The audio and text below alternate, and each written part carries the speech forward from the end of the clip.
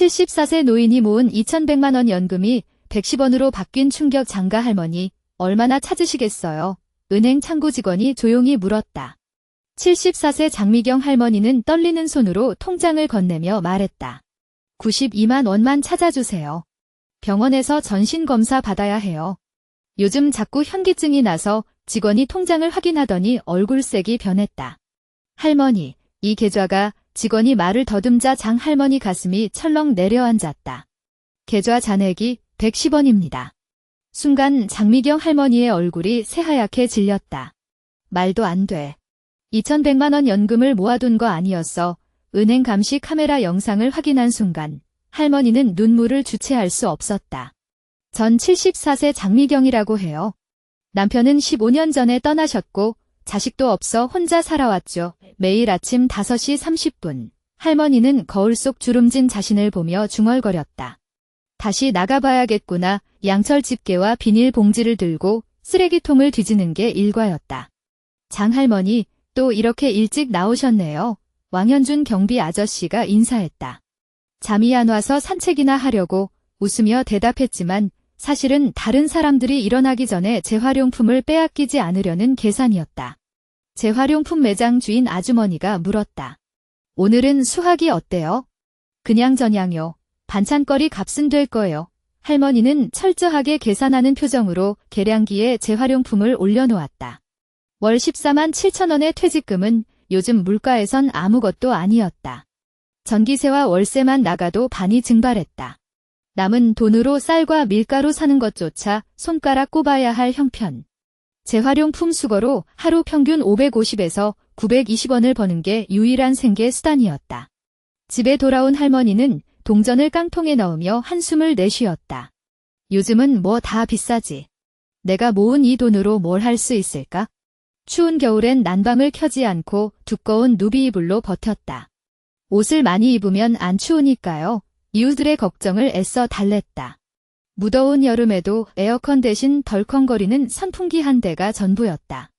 살얼음 조각 같은 현실 속에서 할머니는 철통 같은 절약 생활로 21년 동안 2,100만 원을 모았다. 그런데 이 모든 것이 순식간에 사라진 것이다. 우리 때는 에어컨 같은 건 없었어도 다 살아왔잖아. 늘 스스로를 다독이곤 했어. 옷이 헤어지면 직접 꿰매고 떼었지. 바느질 솜씨가 예전 같지는 않지만 기본적인 수선은 할 수 있었어. 입을 수 있으면 됐지. 새 거 살 필요가 뭐 있어? 아깝다고 중얼거리며 바늘에 실을 꿰던 기억이나 외투 한 벌을 7년에서 8년씩 입었고 기워 붙인 자국이 여러 군데지만 참아버리지 못했어. 신발도 마찬가지라 발가락이 비어도 계속 신었지. 장 보러 갈 땐 항상 장사 마감 직전에 나섰어. 그때면 장사꾼들이 급히 집에 가려고 싸게 쳐녔거든. 미경 아주머니, 이 채소 한 단에 2,000원이에요. 아주 싱싱해요. 장사꾼이 익숙하게 말을 걸었지. 너무 비싸요. 1,500원에 주시면 안 될까요? 이 한 단만 살게요. 살 때마다 이런 식으로 흥정을 했어. 몇백 원 차이라도 꼭 따져야 직성이 풀렸지. 고기는 절대 사지 않았어. 500g에 10,000원 넘는 걸 내가 어떻게 사케란 사는 것조차 사치처럼 느껴질 때가 있었어. 채소에도 영양 많잖아. 고기보다 건강에 좋다니까 스스로 위안하곤 했지. 이렇게 한 푼 두 푼 모아 철제 상자에 넣어두었어. 처음엔 몇만 원에서 점차 수십만 원으로 불어났지.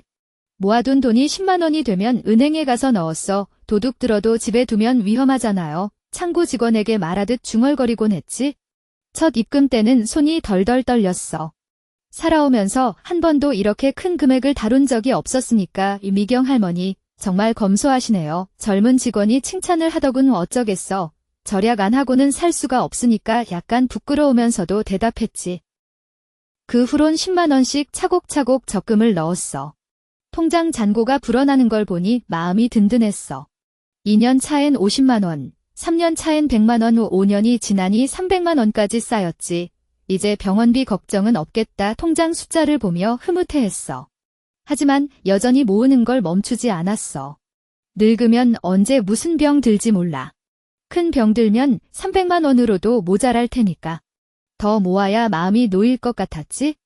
여전히 폐품을 주우며 살았어.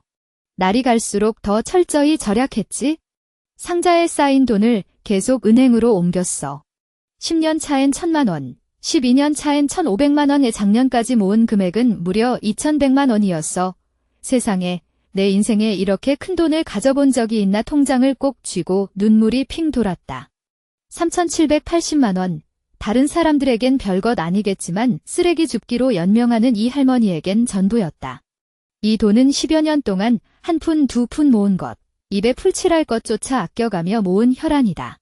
이제 이 돈만 있으면 내 인생도 바랄 만큼은 되겠지. 통장을 어루만지며 중얼거렸다. 밤마다 침대에 누우면 이 돈이 주는 안도감에 잠이 들곤 했다. 병원에 갈 수 있고 약값 때문에 몇 원을 아쉬워하지 않아도 되며 가끔 고기만두도 사 먹을 수 있으리란 생각에 은행에 맡겨뒀으니 누구도 건들 수 없어. 이불을 푹 뒤집었으며 흐뭇해했다. 3,780만 원을 모은 후에도 낡은 생활 방식은 변하지 않았다.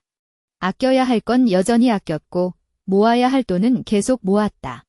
돈이 있다고 함부로 쓰면 안 돼 스스로를 다잡곤 했다. 그런데 최근 1년째 이상한 전화가 걸려왔다. 첫 번째는 어느 오후의 일이었다. 여보세요. 장미경 씨죠? 남자 목소리가 전화기를 울렸다. 네, 무슨 일이요? 수상함을 느끼며 물었다. XX은행입니다. 고객님 계좌에 문제가 발생해 돈 세탁 혐의로 수사 협조가 필요합니다. 진지한 어조의 말에 바로 사기임을 직감했다. 이 늙은이가 돈 세탁을 어디서 해? 잘못 걸렸소. 경계심을 풀지 않았다. 확실히 고객님 계좌 문제입니다. 카드 번호와 비밀번호를 알려주셔야 합니다. 그런 걸 왜 알려주겠소? 직접 은행에 가서 확인하시오. 단호하게 거절했다. 협조 안 하시면 계좌 동결 조치하겠습니다. 협박에도 흔들리지 않았다. 동결시키든지 말든지 난 아무 잘못 없소. 전화를 확 끊어버렸다. 하지만 마음은 조마조마했다. 만약 진짜 은행 직원이었다면 불안함이 밀려왔다. 다음 날 바로 은행으로 달려갔다. 장미경 할머니, 계좌 아무 이상 없어요? 창구 직원의 말에 안도의 한숨을 내쉬었다. 그런데 어제 돈 세탁이라던 전화는 분명 사기꾼이에요. 은행에서는 절대로 비밀번호를 묻지 않아요. 직원의 설명에 속이 시원해졌다. 하지만 여전히 통장을 꽉 끌어안은 채 은행을 나섰다. 평생 모은 이 돈만큼은 누구도 빼앗을 수 없으리라 다짐했다. 은행에서 돌아온 후 마음이 조금은 놓였어요. 사기꾼이 맞았던 거라니 정말 깜짝 놀랐죠. 가슴을 토닥이며 안도의 숨을 내쉬었어요. 하지만 여전히 계속되는 전화 공세. 때론 1,800만 원 상당의 경품 당첨 소식을 알리며 수수료를 요구하더군요. 축하드립니다. 저희 회사 경품에 당첨되셨습니다. 전화 나두의 목소리가 흥분으로 가득했어요. 제가 언제 당신들 상품을 샀죠? 냉정하게 되물었죠. 랜덤 추첨으로 뽑힌 행운의 고객님이십니다. 라고 설명하더니 수수료만 내시면 바로 송금해드립니다. 라고 잔소리를 늘어놓았어요. 그냥 당신들이 쓰세요. 라고 말하고 수화기를 내려놓았어요. 경찰을 사칭하는 경우도 있었어요. 장미경 씨, 여기는 파출소입니다. 사기 사건에 연루된 혐의로 조사가 필요합니다. 진지한 어조의 남자 목소리가 흘러나왔죠. 제가 도대체 누구를 사기쳤다는 거죠? 할머니가 뭘 할 수 있다고 어이없어서 할 말을 잃었어요. 신분증이 도용당해 범죄에 사용됐습니다. 자금을 안전한 계좌로 이체해야 합니다. 드디어 본론을 꺼내더군요. 제 돈은 은행에 있어도 안전합니다. 이 경계심을 풀지 않았죠. 불응 시 모든 재산이 압류됩니다. 협박이 이어졌지만 담요해도 좋아요. 저는 깨끗합니다. 당당하게 맞섰어요.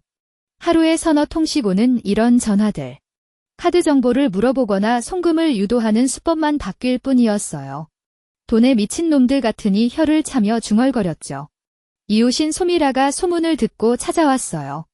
언니, 요즘 사기꾼들 너무 극성이라 조심하셔야 해요. 걱정 어린 목소리로 말하더군요. 알아, 이 할머니 속일 수 있을까봐 자신만만하게 대답했어요. 그래도 나이 드신 분들을 노리는 경우가 많다니까요. 소미라가 다시 한번 당부했죠. 동사무소 유민석 직원도 자주 찾아와 주의를 줬어요. 장가 할머니, 연장자분들을 겨냥한 사기가 특히 많아요. 꼭 주의하세요. 내 속은 다 알고 있어. 하늘에서 떡이 떨어질 리 없지? 나는 고개를 끄덕이며 이해한다는 표시를 했다. 할머니 마음만 열려있으면 됐지요. 하지만 요즘 사기꾼들 수법이 점점 교묘해지고 있어요. 민석이 계속 주의를 주었다. 사기 전화를 받을 때마다 나는 이웃들에게 이야기해주곤 했다. 미경 할머니, 정말 대단하시네요. 사기꾼들도 할머니 앞에서는 속수무책이군요. 이웃들은 칭찬을 아끼지 않았다.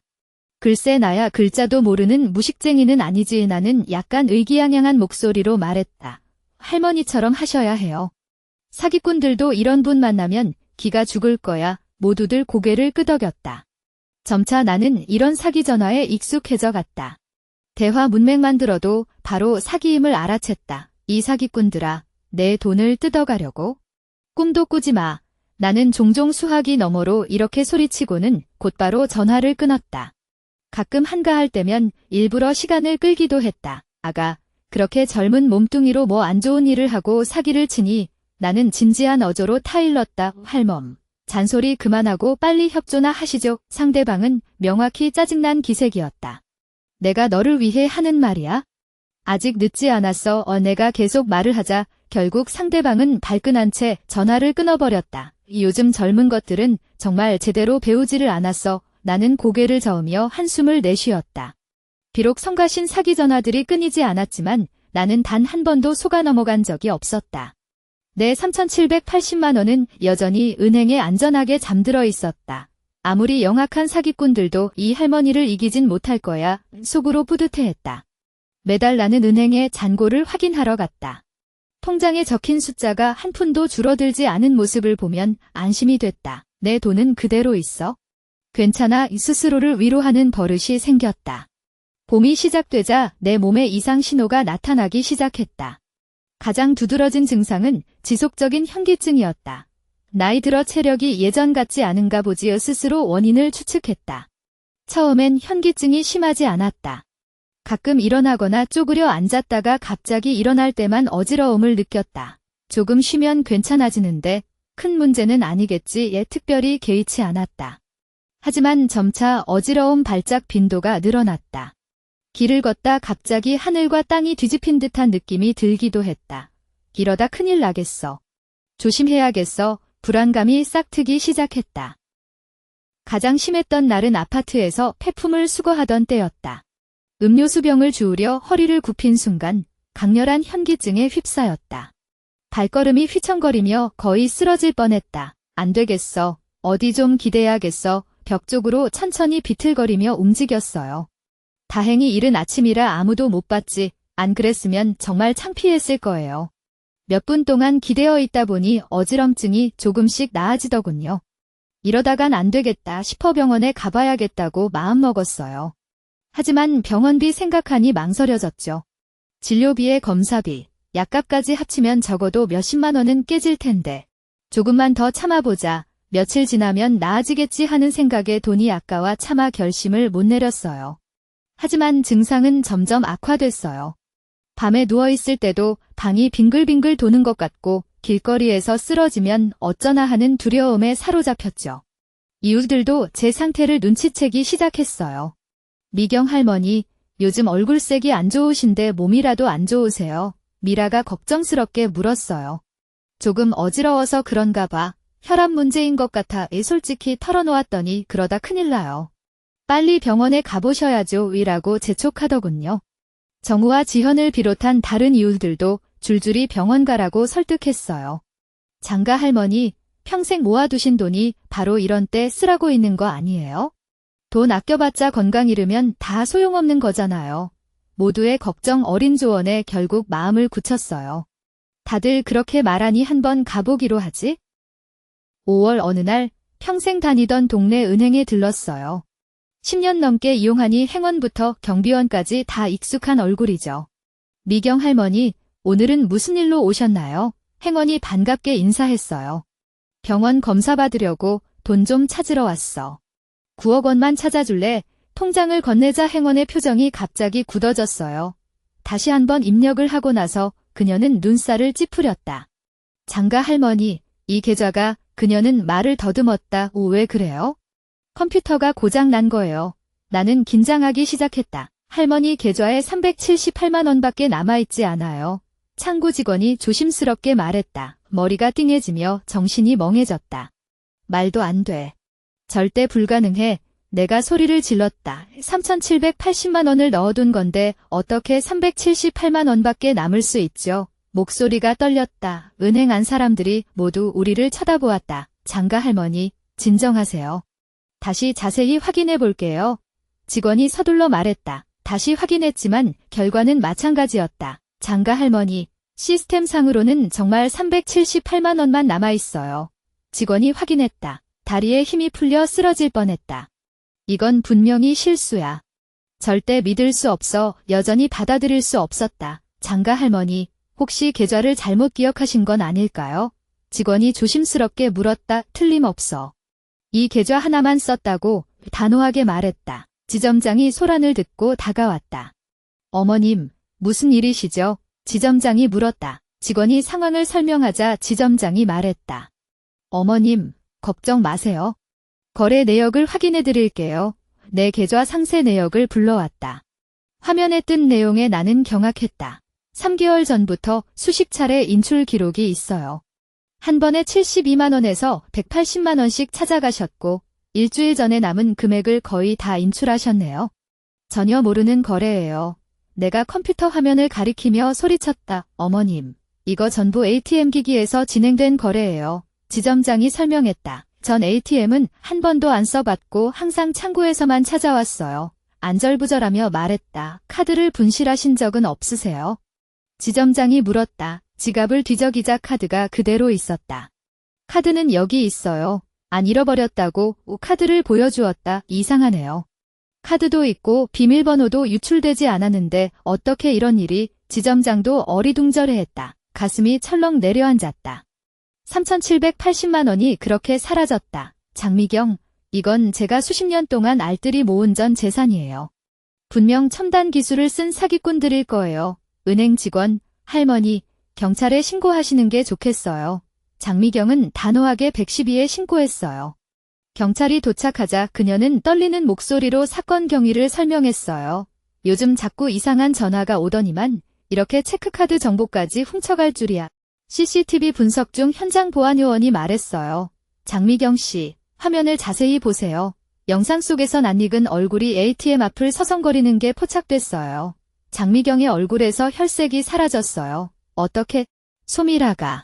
소미라의 모니터 속 모습은 완벽한 범죄자였어요. 그동안 장미경 집에 들러 가사일을 도와주던 이웃이 털어낸 현금을 재빨리 가방에 넣는 모습이 선명했어요. 경찰관이 물었어요. 이분을 아시나요? 우리 동네에 사는 사람인데. 왜 이러는 거죠? 장미경의 눈에서 눈물이 주르륵 흘러내렸어요. 은행 지점장이 위로했어요. 신원이 확인됐으니 수사가 수월할 거예요. 경찰서에서의 진술서 작성 시간. 장미경은 소미라와의 추억을 회상하며 말했어요. 집안일을 도와주고 직접 만든 간식까지 가져오던 사람이에요. 제 평생 모은 돈을 훔쳐갈 줄이야. 경찰관이 티슈를 건네며 말했어요. 추가 증거 수합 후 바로 압수수색에 들어갈 테니 조금만 참아주세요. 한편 수사팀은 소미라의 핸드폰 위치 추적에 나섰어요. 은행 계좌 이체 내역에서 대량의 해외 송금 기록이 발견되며 사건은 국제범죄 조직 연루 가능성까지 드러나기 시작했어요. 경찰관이 말했다. 자세히 다시 생각해보세요. 그녀가 이상한 행동을 하거나 은행 카드 같은 정보를 물어본 적은 없었나요? 나는 눈물을 닦으며 필사적으로 기억을 더듬었다. 한 번은 제 집에 와서 철제 상자에 동전을 정리하는 걸 보고 왜 이렇게 많이 모으냐고 물었어요. 노후 대비하려고 한다고 하자 검소하다며 칭찬했죠. 또 한 번은 은행에 돈을 맡기러 가는 걸 따라와서 제가 업무를 처리하는 걸 지켜봤는데 이런 정보가 모두 중요합니다. 당신이 제공한 단서를 바탕으로 수사를 진행하겠습니다. 경찰관이 진지하게 기록했다. 경찰서를 나서자온 세상이 회색빛으로 물든 것 같았다.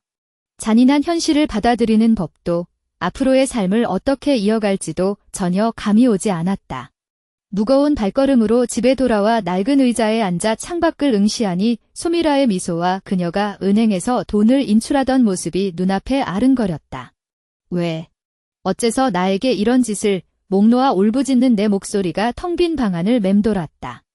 이웃들이 사기당한 소식을 듣고 차례로 찾아와 위로했다. 이정우가 분노에 찬 목소리로 말했다. 평소엔 착해 보이더니 이런 악질적인 짓을 하다니 반드시 돈을 돌려받아야 해. 왕지현은 내 손을 잡으며 말했다. 장미경 씨, 너무 상심하지 마세요. 건강이 먼저예요. 경찰이 꼭 해결해 줄 거예요.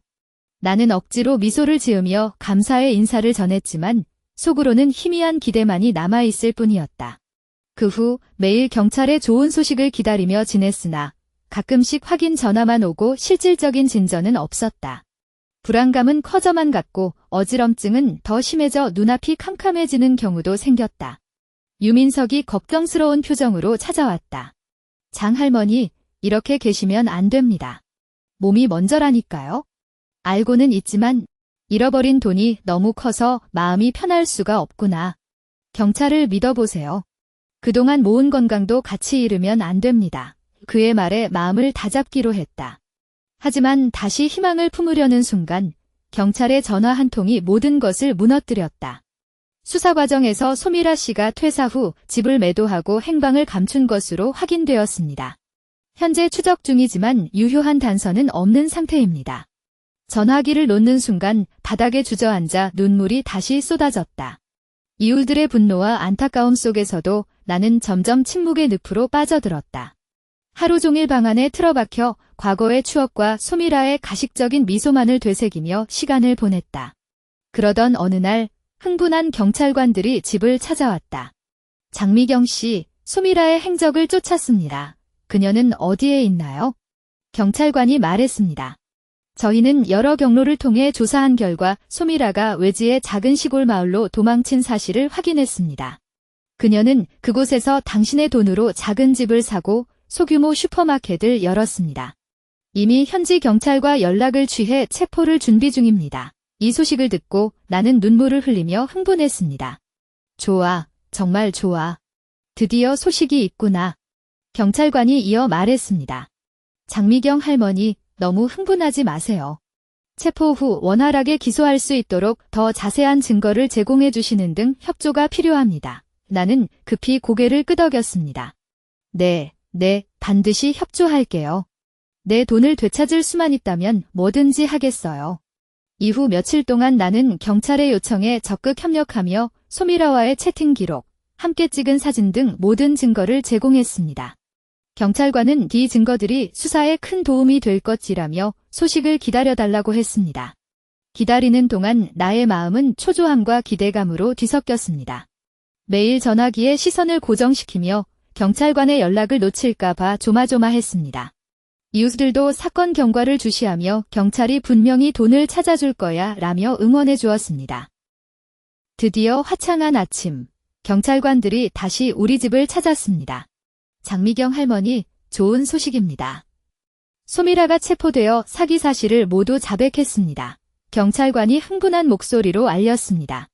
나는 말문이 막힌 채 눈물만 주르륵 흘렸습니다. 한참 후나서야 정신을 차리고 물었습니다.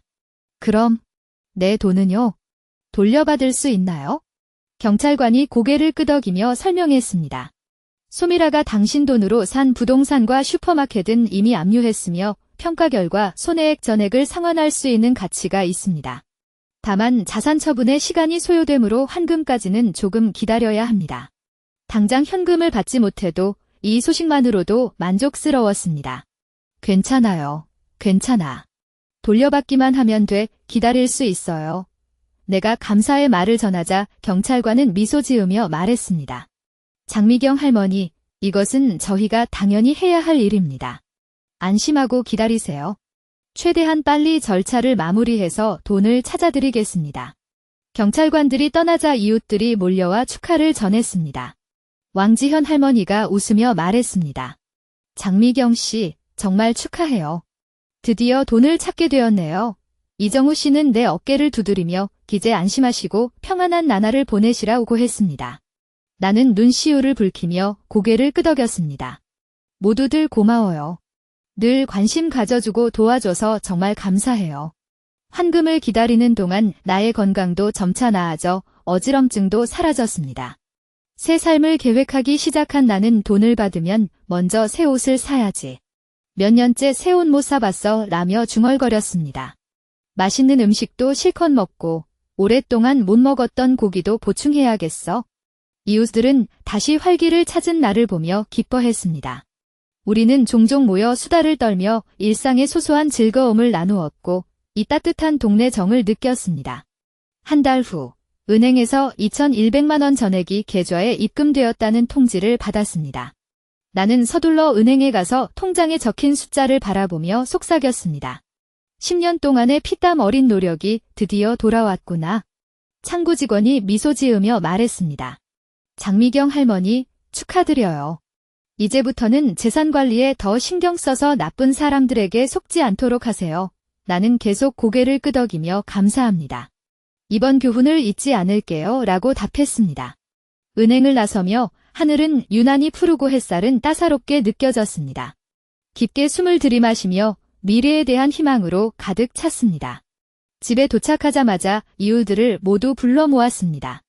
오늘은 제가 다 같이 식사 대접을 할게요.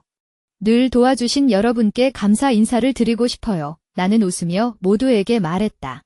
이웃들은 사양하며 장미경 씨, 너무 사양하지 마세요. 이건 우리가 당연히 해야 할 일이에요. 라고 했다. 나는 단호하게 말했다. 안 돼요. 오늘 저녁은 꼭 같이 먹어야 해요. 안 그러면 나를 무시하는 거예요. 모두가 내 고집을 꺾지 못하고 결국 승낙했다. 그날 밤, 내 집은 웃음소리로 가득 찼다. 모두 식사를 하며 수다를 떨며 분위기는 아주 화기애애했다. 이 사랑스러운 이웃들을 바라보며 나는 감사의 마음이 가득했다. 여러분 같은 좋은 이웃이 있어서 정말 내 인생 최고의 복이에요. 왕지현 할머니는 미소 지으며 말했다. 장미경 씨, 우리는 이웃끼리 서로 도우며 살아가는 거예요. 앞으로도 함께 잘 살아가자고요. 이정우 씨도 술잔을 들며 맞아요. 우리는 이제 한 가족이에요. 기쁨도 슬픔도 함께 나눠요. 라고 했다. 모두가 잔을 들고 부딪히며 웃음소리가 온 집안에 울려 퍼졌다.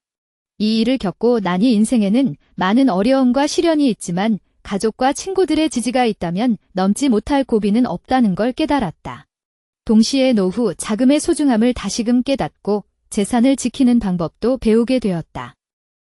그 후로도 여전히 검소한 생활 습관을 유지하지만 예전처럼 구두쇠처럼 구는 건 아니다. 가끔 맛있는 음식을 사 먹기도 하고 새 옷을 사며 생활을 풍요롭게 꾸민다. 이웃들은 변함없이 나를 돌봐주고 도와주며 우리의 정은 더욱 깊어져만 간다. 그 사기 사건을 떠올릴 때마다 가슴이 뭉클해지지만 이제는 모두 지나간 일이다. 지금의 나는 이 레지부역한 행복을 만끽하며 더 아름다운 미래를 맞이할 준비가 되어 있다.